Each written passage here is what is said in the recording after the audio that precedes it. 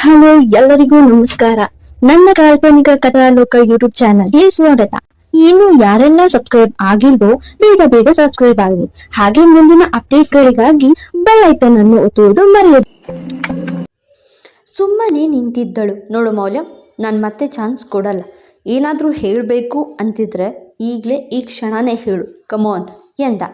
ಅವಳಿಗೂ ಏನೇನೋ ಹೇಳಬೇಕು ಅನ್ನಿಸ್ತಿತ್ತು, ಆದರೆ ಹೇಳೋಕ್ಕೆ ಭಯ. ತಾನೊಂದು ಮಾತು ಹೆಚ್ಚಾಡಿ ವೃಷ ಬಿಟ್ಟು ಈಗಲೇ ಹೋದರೆ ಎನ್ನುವ ಚಿಂತೆ. ಈಗ ನಾನು ಭುವನ ಜೊತೆಗೆ ಸಲುಗೆಯಿಂದ ಇರೋದು ನಿನಗೆ ಸಹಿಸೋಕ್ಕಾಗ್ತಿಲ್ವಾ? ನೇರವಾಗಿ ಪ್ರಶ್ನಿಸಿದ. ಇಲ್ಲ ಎಂದಳು.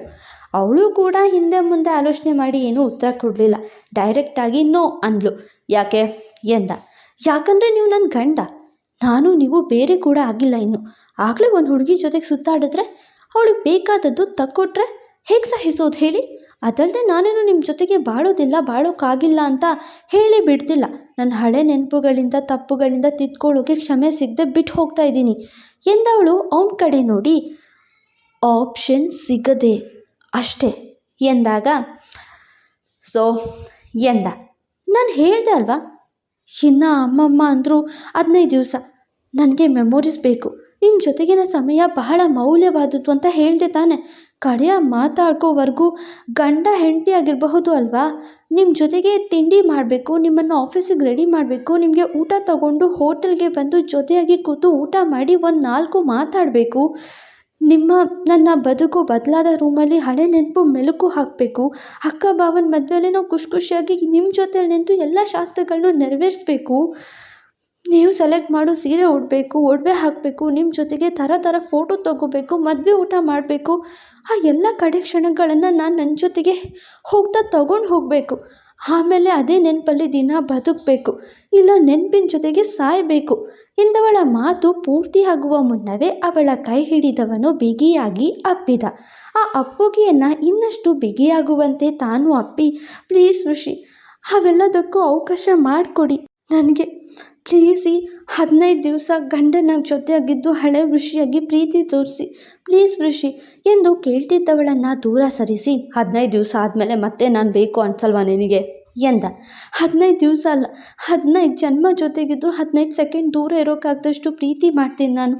ಅದು ನನ್ನಿಂದ ಮತ್ತೆ ತಪ್ಪಾಗಬಾರ್ದು ಅಂತ ನಿಮ್ಮ ಖುಷಿಗಾಗಿ, ಮನೆಯ ಖುಷಿಗಾಗಿ ಎಷ್ಟು ವರ್ಷ ಬೇಕಾದರೂ ದೂರ ಇರ್ತೀನಿ ಋಷಿ ಎಂದವಳ ಮಾತು ಕೇಳಿ ಕೋಪಗೊಂಡವನು ಕೊಂಚ ಸಮೀಪಿಸಿ, ಅಂದರೆ ದೂರ ಇರ್ತೀಯ ಅಲ್ವಾ ಎಂದ. ಇರ್ತೀನಿ ಎಂದಳು.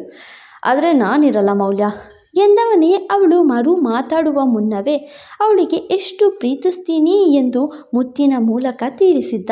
ಆ ಮುತ್ತಲ್ಲಿ ತನ್ನಿಂದ ನಿನ್ನ ಬಿಟ್ಟು ದೂರ ಇರೋಕ್ಕಾಗದು ಎನ್ನುವ ಸ್ಪಷ್ಟತೆ ಇತ್ತು. ನನ್ನ ಮೊದಲು ನೀನೇ, ಕೊನೆಯೂ ನೀನೇ ಎನ್ನುವ ದೃಢತೆ ಇತ್ತು. ಆ ಮುತ್ತಲ್ಲಿ ಅವಳ ಮೇಲಿನ ಪ್ರೀತಿಗೆ ಕೊನೆಯಿಲ್ಲ ಎನ್ನುವ ಸಂಕಲ್ಪವಿತ್ತು. ಒಂದು ಸುದೀರ್ಘ ಮುತ್ತಿನ ಬಳಕ ಅವಳ ಹಣೆಗೆ ತನ್ನ ಹಣೆ ಸೇರಿಸಿ, ಮೋಸದಿಂದ ಸುಳ್ಳು ಹೇಳಿ ಮದುವೆ ಆದೆ ನೀನು. ಆದರೂ ನೀನು ಹೇಗಿದ್ಯೋ ಹಾಗೆ ನಾನಿನ್ನ ಒಪ್ಕೊಂಡೆ, ಸೋತೋದೆ. ಮೌಲ್ಯ ಪ್ರೀತಿ ಕುರುಡು, ಅದಕ್ಕೆ ಸಾಕ್ಷಿ ನೀನು ಮೇಲಿರೋ ನನ್ನ ಪ್ರೀತಿ ಎಂದ. ಅವಳಿಗೆ ಏನು ಹೇಳಬೇಕೋ ಗೊತ್ತಾಗ್ತಾ ಇಲ್ಲ. ನಿನಗೆ ಇನ್ನಷ್ಟು ನೋವು ಕೊಡೋಕ್ಕೆ ನನಗೆ ಇಷ್ಟ ಇಲ್ಲ ಮೌಲ್ಯ. ನಿನ್ನಿಂದ ಸುಳ್ಳು ಹೇಳಿ ಬದುಕೋಕ್ಕಾಗ್ತಿಲ್ಲ.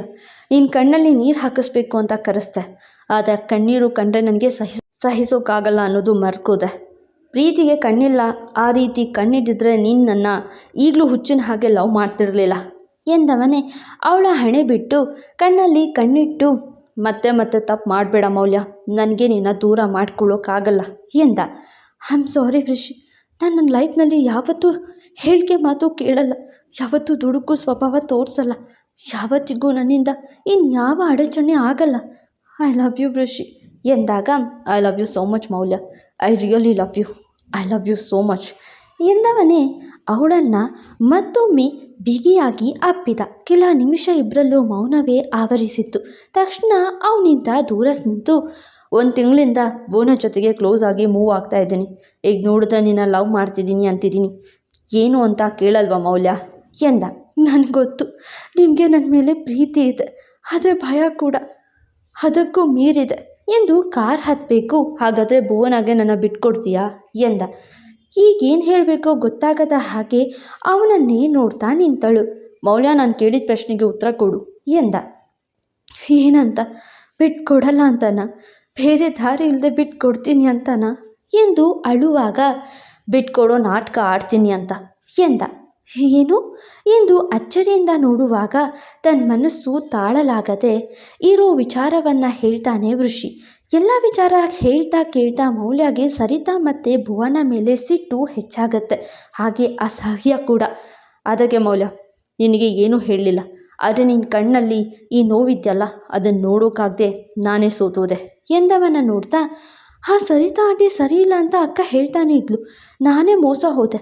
ಅವ್ರ ಮಗಳಂತ ನನ್ನ ಎಷ್ಟು ಬೆಣ್ಣೆ ಹಚ್ಚಿ ಮಾತಾಡ್ತಿದ್ರು. ಹೀಗೆ ನೋಡಿದ್ರೆ ನನ್ನ ಗಂಡನಿಗೆ ಅವ್ರ ಮಗಳನ್ನ ಕೊಡೋಕ್ಕೆ ರೆಡಿ ಇದ್ದಾರೆ. ಸರಿಯಾದ ಒಳ್ಳೆ ವ್ಯಕ್ತಿ ಈ ರೀತಿ ಯೋಚನೆ ಮಾಡ್ತಾರಾ? ಖಂಡಿತ ಇಲ್ಲ. ಹೀಗೇನಾದರೂ ಅವ್ರು ನಮ್ಮ ಚುಕ್ಕಿನ ಕೊಂದಿದ್ರೆ ನಾನಂತೂ ಅವರನ್ನು ಸುಮ್ಮನೆ ಬಿಡಲ್ಲ ವೃಷಿ ಎಂದವಳ ಕೈ ಹಿಡಿದು, ಈ ನಾಟಕ ನಮ್ಮ ಡಿವೋರ್ಸ್ ಆಯಿತು ಅನ್ನೋವರೆಗೂ ಮುಂದುವರಿಬೇಕು. ಇದೆಲ್ಲ ಹೇಳಿದ್ದು ಯಾಕೆ ಅಂದರೆ ನನ್ನ ಹೆಂಡತಿ ನನ್ನ ನಾಟಕನ ನೋಡಿ ಏನಾದರೂ ಮಾಡಿಕೊಂಡ್ರೆ ಅನ್ನೋ ಹೆದರಿಕೆಯಲ್ಲಿ. ಈಗ ಈ ನಾಟಕನ ಮುಂದುವರ್ಸೋಕ್ಕೆ ಹೆಲ್ಪ್ ಮಾಡ್ತೀಯಾ? ನೀನು ಗಂಡನನ್ನು ನಿನ್ನ ಜೊತೆಗೆ ಉಳಿಸ್ಕೊಳ್ತೀಯ ಮೌಲ್ಯ ಎಂದ.